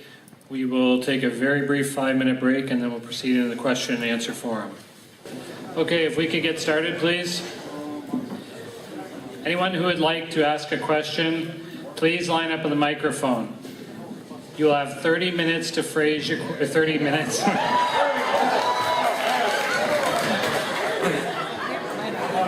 This is my third one. Give me a break, folks. You will have 30 seconds to phrase your question. Please be concise in what you're asking, and also indicate whether this is a question for all the candidates, 1, 2, whichever one you'd like to direct it to. So with that, we'll start with you, sir. This is for all the candidates. Why were there consultants hired at a cost to taxpayers of $800,000 for the bridge? Please explain. We'll start with Mr. McMillan. Because several people who are in attendance here went to Northumberland County Council and asked them to step back. They convinced them that the process was flawed, and were successful in those endeavors. And when Northumberland County Council came to Trent Hills Council and said, what do you want to do? We said, if you guys want to conduct another study on one that we've already made a decision on, then you fill your boots. Trent Hills did not hire a consultant for the last two studies. Northumberland County did. And I understand the number is likely going to reach an additional $800,000 over the original study. And as you know, it came right back around to the same decision was right the first time as it was the second time. And no one ever said that it was a great decision. It's just that it was the better one of the two. And that's why there was consultants. It was to conduct an environmental assessment, which is a requirement by law. Thank you. Mr. Boyd? Yes, we have spent a lot of money on consultants, far in excess of what should have been spent. And that doesn't even take into account the enormous amount of staff time that has gone into this. So if you start adding up all of those figures, you're going to come up with something that would really be a choker. The initial study by ACOM that went to county was directed by municipal council, this municipal council, to focus on the second Alma location only and not to reference the initial Bridge Street. Out of several hundred pages of report, there was only 1.5 pages in the ACOM report that dealt with the current location. County, in its wisdom, said that this is not sufficient. We need an apples to apples comparison and of the two options, and then we will make a decision on that. And then it went back to another consulting firm. To be told that it doesn't cost us anything, keep in mind, we pay 1/3 of our taxes to the county. Mr. Peeling? It's a heck of a lot of money, that's for damn sure. The catch-22, and there's no way to sugarcoat this, I don't think, is that there was a faction, all right, that basically I think favored the idea of the bridge being at the Alma Street. My own personal opinion against it, okay, it was the money part of it was just left out. But the thing of it is, okay, is the consultants, if you hire a consultant, the consultant is going to tell you what you want to hear, all right? And if you go through the exercise enough, all right, you're going to get the answer that you want, all right? You go back to 1968, it wasn't feasible. You go back to the point, and I stand to be corrected here, but in the 1990s, all right, where the previous council sold the property to Tim Hortons because they said no to that location back then. How it switched around to then, again, people got what they wanted. Thank you.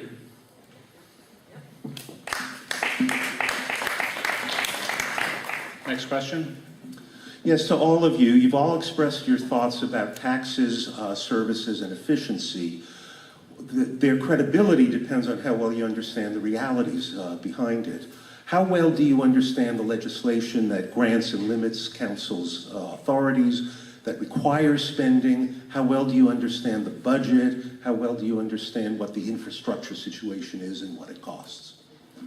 We'll start with Mr. Boyd. Taxes, services, and efficiencies. I understand taxes. I understand how services are administered, and I most certainly understand efficiencies. And I understand these efficiencies from operating my own business for more than 30 years, 29 in the same location. And if you're going to operate a business for that long, you need to understand efficiencies. As far as knowing what the infrastructure costs, well, I suppose we can dig that out in the strategic plan, in the draft budget, I might add, and the infrastructure audit that we have. It gives you formulas for so many feet or so many dollars per meter of pipe laid, of sewer, of etc. So there are formulas in place, and it can be looked up. So I do understand how much things cost. Thank you.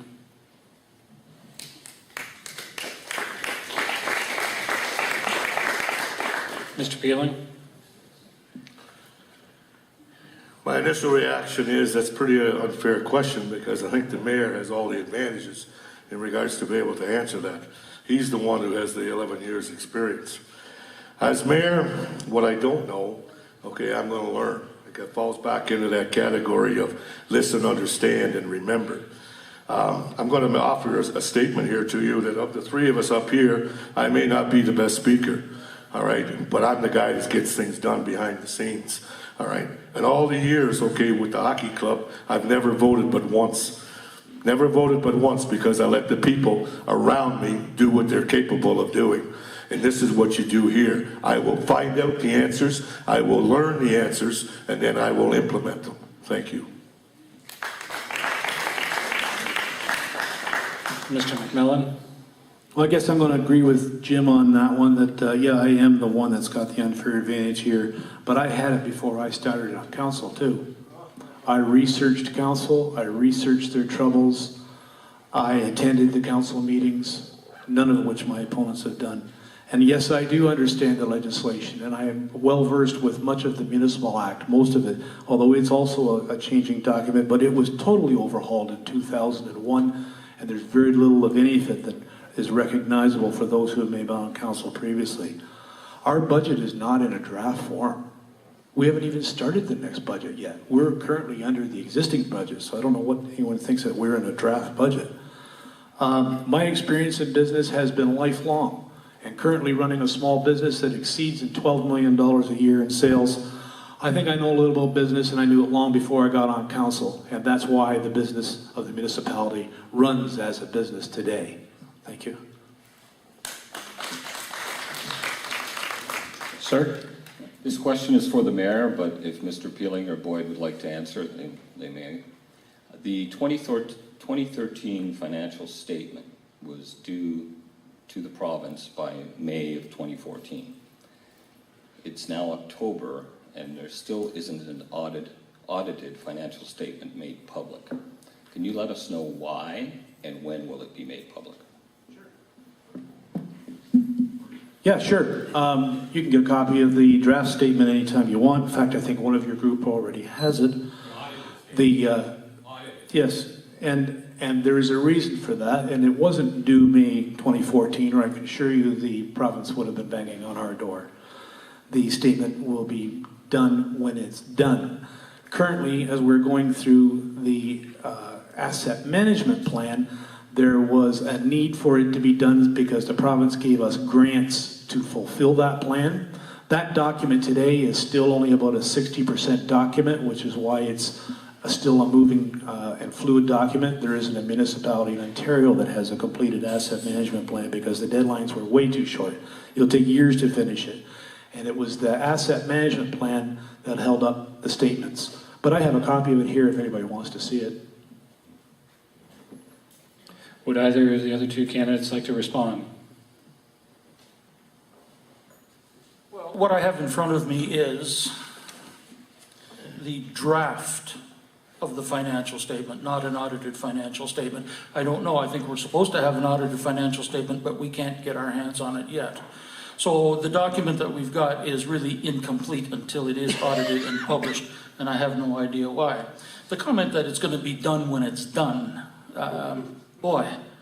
I'm not sure that that's a valid answer to any kind of a question, especially when it deals with things like financial statements that have to be presented to not only the taxpayers and the people of this municipality, but to the Ontario government as well. Thank you.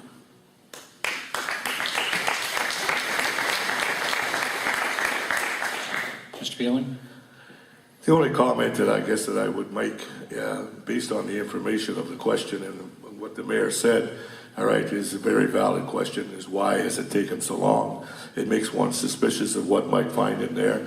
I understand that there was a meeting a week ago Monday, but all I can say to you and all I can comment on is the fact that we're waiting for the final statement so that we can review it. Unfortunately, but it looks like the election will be over before a very valid piece of documentation has not been received, which I don't think is correct or fair.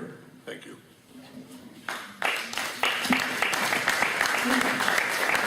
Next question. Sky Morrison from Trent Hills. Mr. McMillan, in your campaign material, you have stated that you have 40 years of business and leadership experience, quite remarkable for someone in their mid-50s. Could you please describe your business's sector, number of employees, scale of commerce, sustainability, and economic impact? Tell us how these specific businesses qualify you to run the social and cultural infrastructure of Trent Hills. Thank you. Would you like me to start at the beginning or did I start at the current and go back? Mr. McMillan, you don't have to get into great details as to your business if you would like to just give some general overview, that'll be fine. Well, I started in family business at the age of 8. That was the IGA and the Chrysler dealerships at those times. Moved on to a large plumbing, hardware, and building materials retail store. I've owned and operated, well, I've operated a 24-hour-a-day truck stop in Kingston, and I've had actually 5 different restaurants and eating venues in Toronto as well, in Yorkdale Plaza. I was an owner of a construction company. We built shopping plazas in Belleville. We did major renovations in storefronts. At that time, I employed 12 people. I've managed hundreds of people in some businesses, and it moves on up to the current business. As I said, does $12 million a year, and currently in 11 years, I've been managing 500 people in Northumberland County and 160 here. Thank you.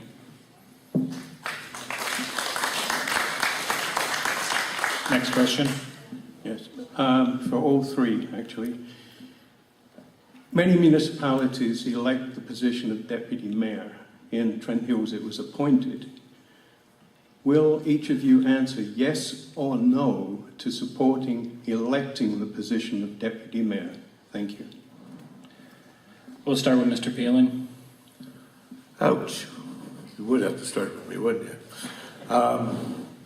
Initial reaction, I guess I would have to investigate the need. I certainly wouldn't be opposed to it in any way, shape, or form, because I think the job of being mayor of this municipality, and maybe about one of the only things that I would agree with Mr. McMillan, it is a job 24/7, all right, that it needs to be done, and therefore, you know, behind every good man, there's a good woman, so maybe the deputy mayor should be a woman, okay? The bottom line is that, you know, like, in all honesty, yeah, I gotta be in favor of it, 100%. Mr. McMillan. I would suggest that we could move that to the upcoming municipal service delivery review. As I said to another person at the Campbellford Candidates meeting here, wanting ward changes. If that's what the people want, I don't have a problem with that. I tell you, I have no intentions of running for the position. And it is a 24/7 job, and when the mayor isn't available for some reason, any reason, then it does fall to the deputy mayor. And it is a 24/7 job, and it does fall under our emergency action plan, which is why my cell phone number is published. It's on my business card, and it answers 24 hours a day, 7 days a week. So I can tell you there are some people who would not want the deputy mayor's position, and it needs to be seriously considered, just as there are many members of county council who did not want to be warden. So it can become exclusionary, but it would be definitely something I would consider underneath the service delivery review if that's what the public wants. Sure. Thank you. Mr. Boyd. Well, Alan, I think to answer your question regarding electing a deputy mayor rather than appointing it, I think we have to look at some of the pitfalls of appointing a deputy mayor. I mean, certainly you can see the risks and the dangers here of favoritism and perhaps even to a certain degree cronyism. I would support some kind of mechanism that would elect a deputy mayor, whether it be from the people at large or whether it's from within the council itself. But there should be and must be an electoral process to establish who the deputy mayor will be and to represent this municipality in the mayor's absence. So I think to answer your question in the short term, yes. Thank you.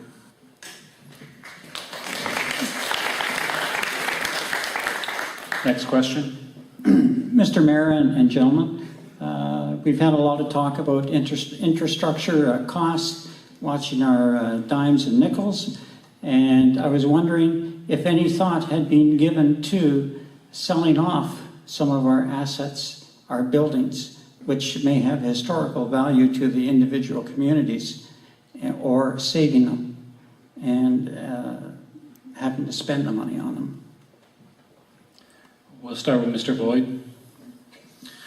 Yes, we do have to watch our spending on infrastructure. We have to do due diligence and watch literally our nickels and dimes, because my very wise mother once told me, you take care of the pennies, son, and the dollars will take care of themselves. And I've kind of watched that over my lifetime, and believe me, it works.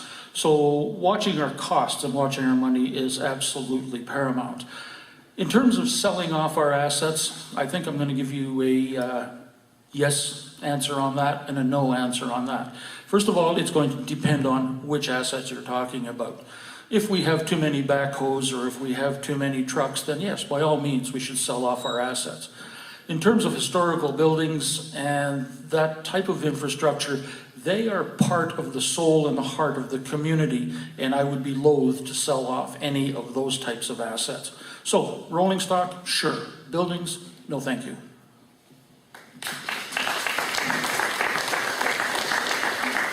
Mr. McMillan? Thanks for the question. Some of you may recall 10 years ago I made the suggestion to council that we sell what we call the old post office or the old town hall downtown. And we did declare it surplus to the needs of the municipality at that time. And I can tell you there were a lot of people upset. Why would you sell that? It's a beautiful building. And I said, yeah, it is a beautiful building. And if somebody else owns it, it'll still be a beautiful building. But there was an uproar to keep it. And at the time we had some use for part of it for storage. And along came a tenant who was willing to share the costs. We were successful in getting some grants. We got the building rehabilitated. But yes, it is an asset that now needs to be maintained. We have done a complete analysis of every vehicle and every piece of equipment in Trent Hills, and we've eliminated all of them except for one, and it's going to go and it's in the fire department. If anyone else has a suggestion of assets that need to be sold, I'd like to hear them. I agree with it. Thank you. Mr. Peeling? Now, sometimes being third on the podium to answer the question is not advantageous. Basically, I think both gentlemen have stole the thunder of common sense in regards to it. You need to take stock of the equipment, be it trucks, bulldozers, whatever. Take a stock of what you have with buildings. If there's any heritage value in any way, shape, or form, I would plead the fifth, okay, in regards to any heritage committees until such time to make any decisions that way. If they were deemed to be unsafe, that would be the only way that I would entertain it. Other than that, equipment, yes, all right. Buildings, chances are, not a hope. I wouldn't be in favor of that. Thank you. Next question. Thank you, being the last. This is to Mr. Boyd.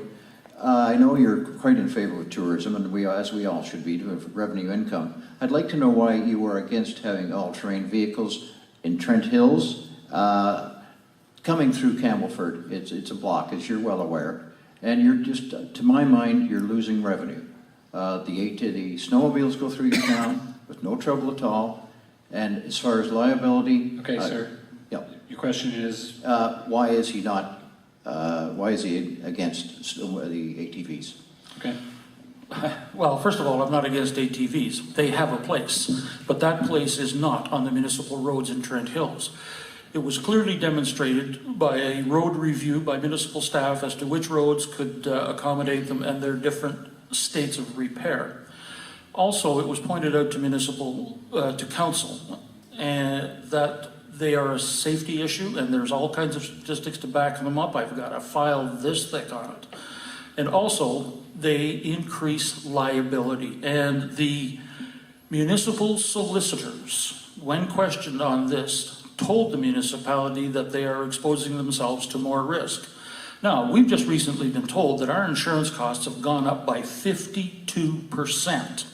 Why would you risk raising those any higher? Also, in terms of generating revenue, they're just looking for a route through the municipality. They don't stop and spend money.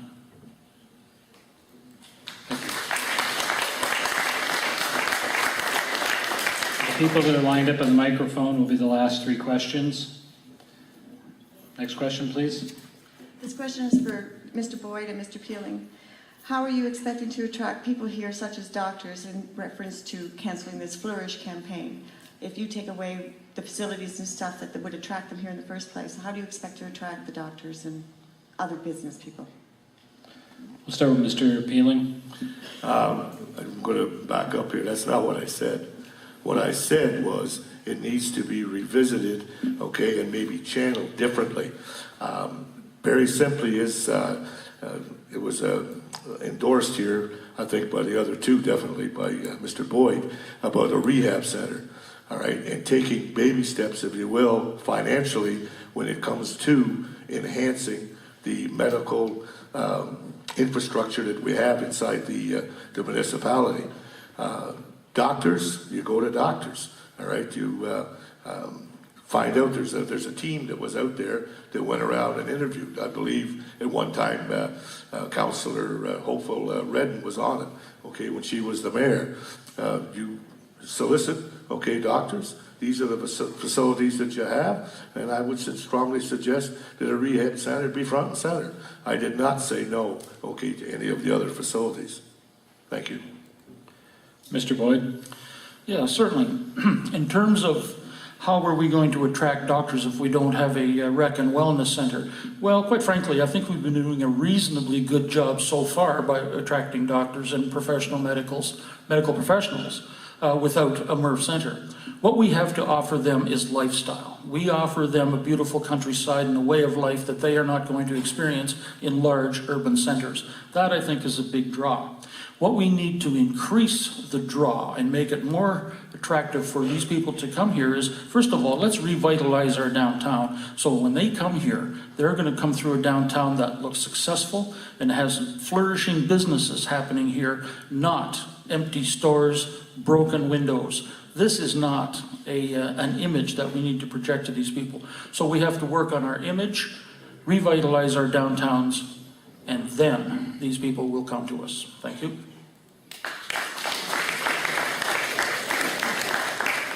Next question.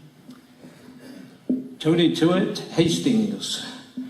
The motto of Trent Hills is come for a visit, stay for a lifestyle. I think Mr. Boyd answered some of that, but what are your visions for all the three candidates for Trent Hills in the future? What can you give to people coming here from very bad places and bad times? They want something different, they want a future, and they want a great lifestyle. What can you give us? We'll start with Mr. McMillan. If I understand the question correctly, what will we give people from bad places? Well, there are certainly a lot worse places than Trent Hills. I guess that's why we're seeing the influx that we are seeing. We do offer a lifestyle. We do offer a rural environment. Council creates an economic environment that allows small business to flourish. But specifically to offer, what will we offer? I guess, what are you saying? Something offered differently than what we are already offering? I think we're already offering quite a lot. To continue to promote Trent Hills as a tourist destination. And, people want to retire here. As I said, the province limits our growth. We can say we want all the development we want. We need to promote this place because it's the jewel and all the rest of that stuff. The province tells us how many more homes that we can build. And we're running out of space. So I think the people that are already coming here. Thank you. Mr. Peeling?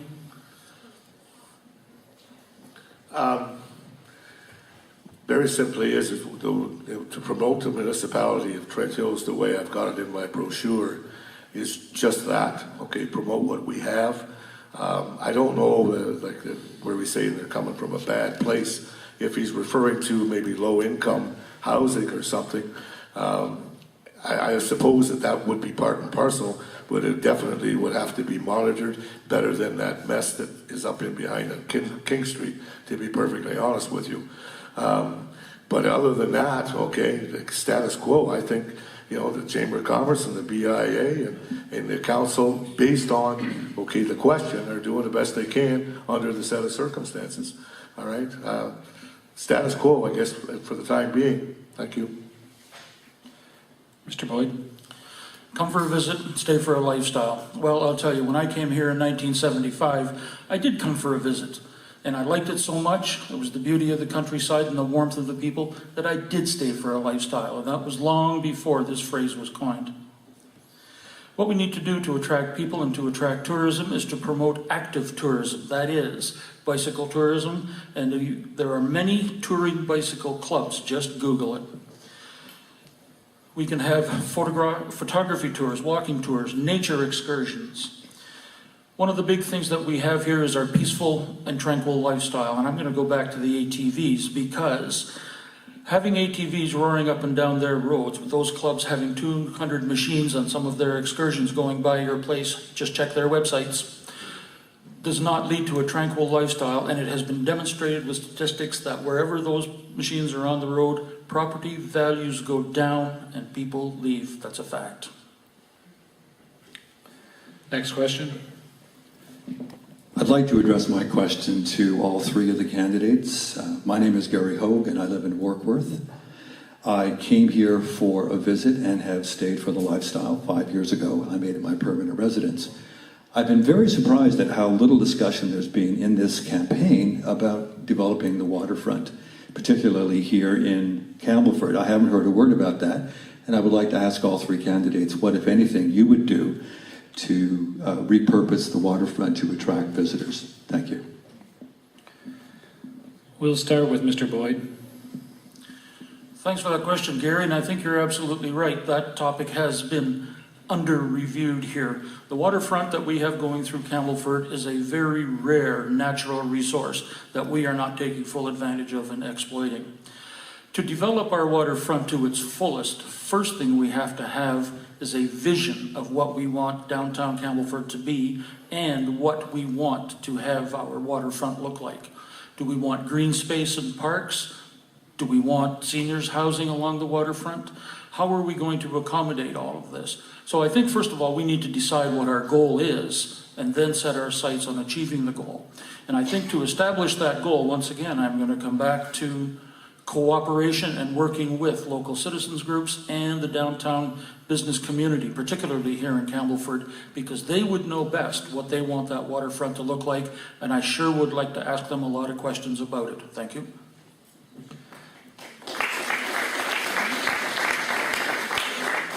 Mr. Peeling. I don't think there's anybody in this room who wouldn't like to see the downtown core of Campbellford improved. If you could drop a bomb on the downtown core, okay, and get rid of, say, the Burgess block and the Garneau block, and have new facilities there that had storefronts, okay, facing the river, as maybe 4 storefronts facing the backside, the Front Street side. These are all, okay, things that I don't think anybody would be opposed to in any way, shape, or form. Okay, how you get there, by getting a developer to come in, decisions have to be made. Unfortunately, a decision is in the process, okay, on a bridge that doesn't facilitate, okay, anything happening to the downtown core. I'm sorry, Mr. Mayor, but that's the way I feel about it. All right, the bottom line is, all right, that things need to be revisited, all right, and there needs to be an effort put into, all right, developing the core by the business community. Thank you. Mr. McMillan. Well, I guess I'll start out with a few things that we've already done. And I mentioned the community improvement plan, which has developed some of the downtown core along the waterfront that's leveraged over $1 million in private sector. And we inject $75,000 a year to that. We bought the area behind the LCBO to create downtown parking. We partnered with various community projects, organizations, levels of government, to develop beautification projects as the parklands, the waterfront, the trails in Campbellford, in Warkworth, and the entire marina development in Hastings. And we bought the old trailer park in Hastings and got rid of that. And Mr. Hogan was probably gone by the time you came here. We also did the phase 1 and phase 2 of the burial of the hydro lines all along the waterfront. The downtown, the clock tower, which faces into the waterfront. And now I'm hearing we want to tear down more buildings and get a developer to do what? How much more money do you want to spend? We do it as we can afford to do it. Thank you.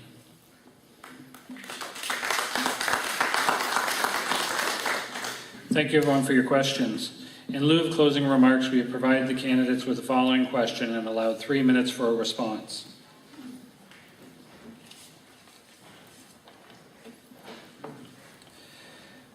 If elected, how you measure your success when the next term of council ends in 2018? And we'll start with Mr. Peeling.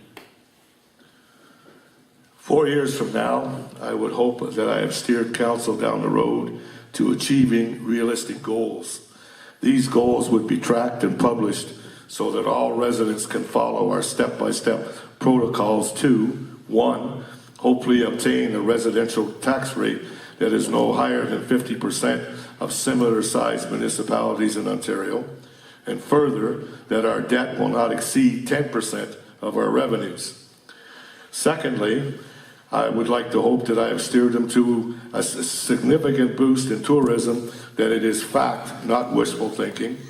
3, affordable housing construction will also exist as our tax base has gained some status of sustainable growth. 4, most importantly, we have implemented and actually embarked on a plan to promote Trent Hills as the jewel of Ontario that everybody knows about. Remember, the right change in leadership will allow us to reach the future we want for Trent Hills. In closing, I would also like to thank the candidates, all the candidates, for standing up for your community by allowing your name to stand for the municipal office. Thank you very much.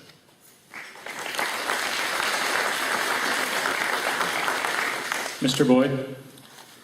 How would I measure success? Well, we are being asked how we would measure whether or not our term has been successful when the next election comes around in 4 years.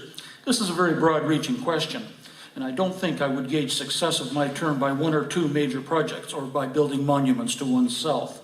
It's not about clanging bells and blowing horns. The successes of good leadership are measured in a more subtle and understated manner. I would gauge success by answering yes to these questions. Has the mayor led Trent Hills with ethics, honesty, and principle?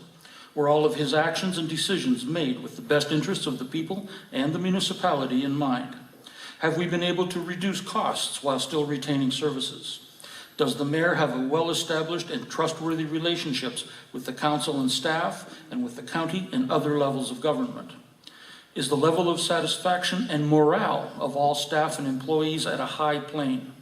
One thing I've learned over the 30 years in business is that high morale creates a very productive atmosphere, and this benefits everyone. Have we been able to meet our obligations and realistic goals in this period of looming infrastructure costs and financial restraints? Has the quality of life in Trent Hills been advanced? Do we still enjoy the services and amenities that we have today? I would measure success by how much the rural area and the 3 urban centers have been unified into the family of Trent Hills. The analogy I would make is to consider Trent Hills as a family with 3 siblings, each with their own character and personality, but always pulling together for the good of the family as a whole. Another measure of success would be to see many fewer or even no empty storefronts in our towns. This would reflect a healthy business community and the revitalization of our downtowns. Attracting some industry from out of town to assist with the job market and tax base would point to a successful term. A positive indicator would be to see far fewer for sale signs throughout Trent Hills. This would suggest that more people want to stay and can afford to live in Trent Hills. Another subtle barometer of success would be if the enrollment in our schools has increased, because this would tell us that more young families with children are staying or coming to live in our beautiful Trent Hills. Therefore, a successful term in office is best quantified by judging many factors that have a cumulative effect on the treasured lifestyle that we all enjoy in Trent Hills. With more than 30 years of solid business experience, I offer Trent Hills strong, respectful, and progressive leadership. Thank you.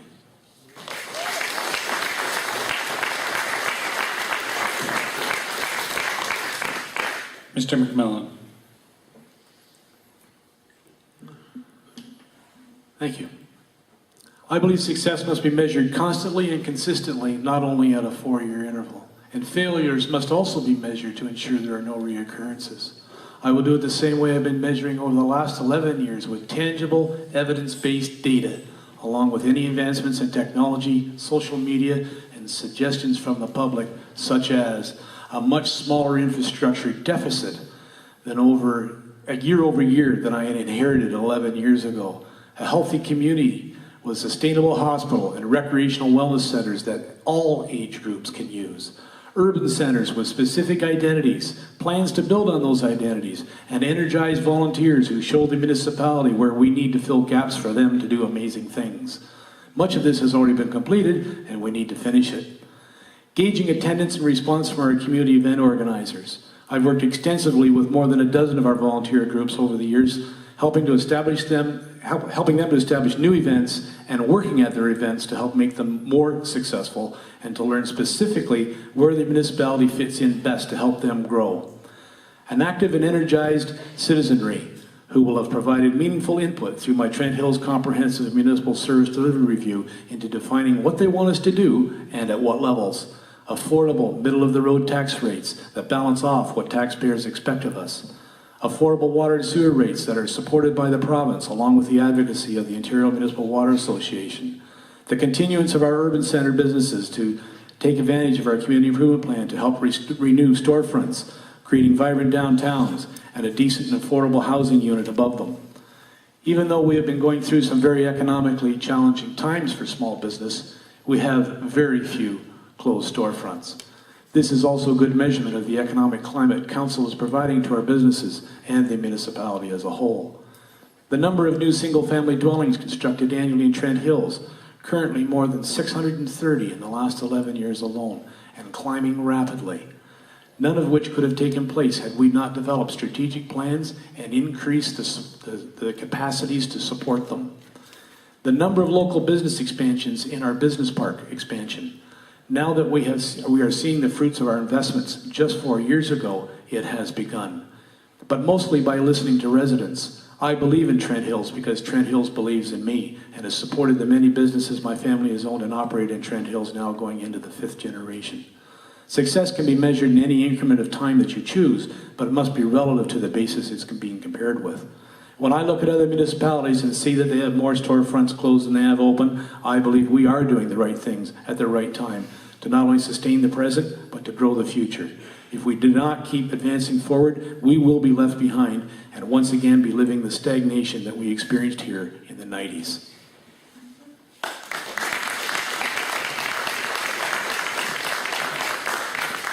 Thank you very much.